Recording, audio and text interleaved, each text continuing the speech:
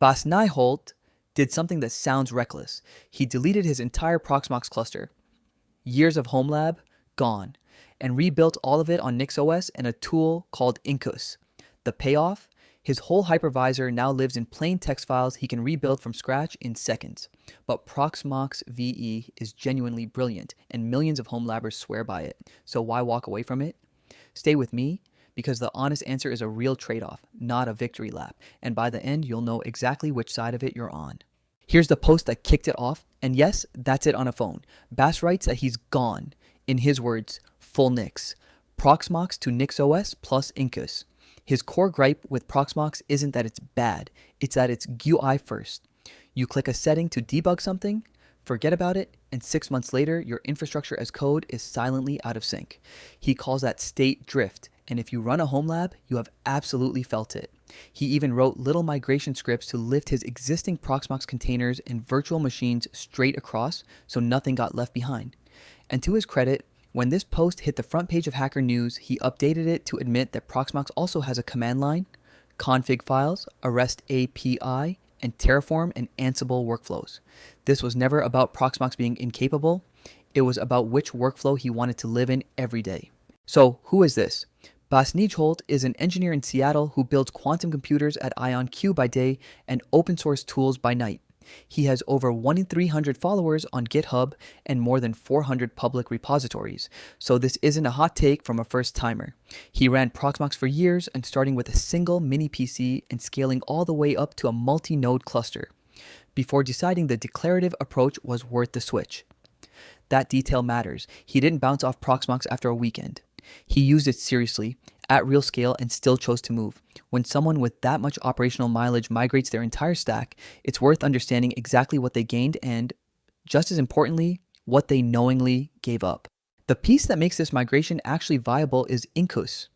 When Canonical changed the governance around its LXD project, the original developers forked it and built Incus as a community-run, Apache 2.0 licensed alternative. And it has matured fast.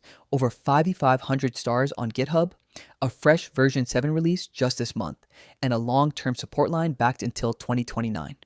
Incus is what gives NixOS a real hypervisor.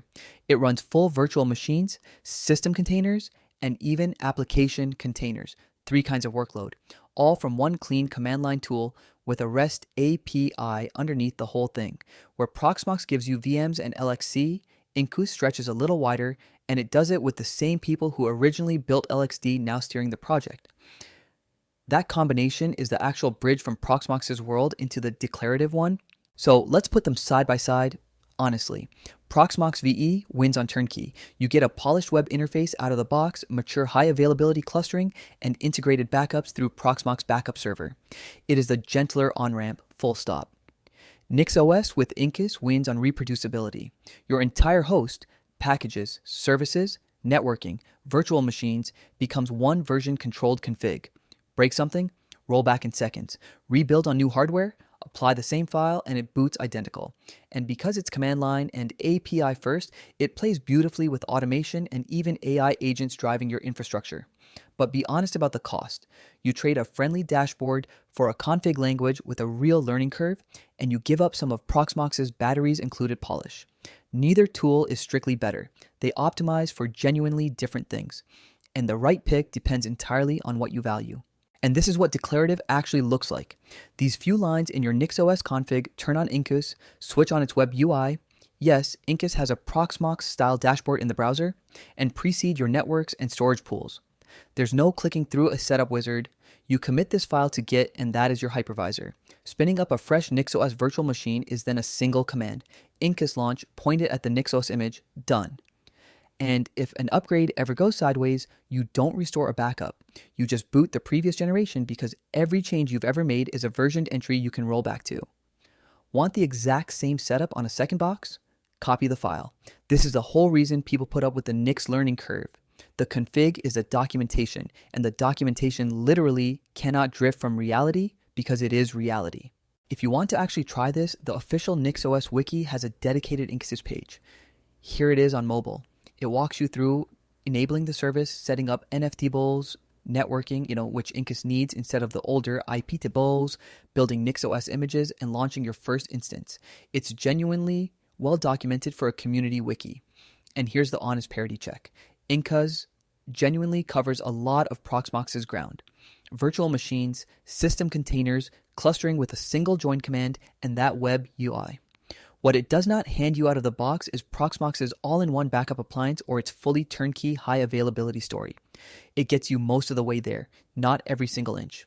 It helps that NixOS isn't niche anymore. Its package set, Nix PKGs, is one of the busiest projects on all of GitHub.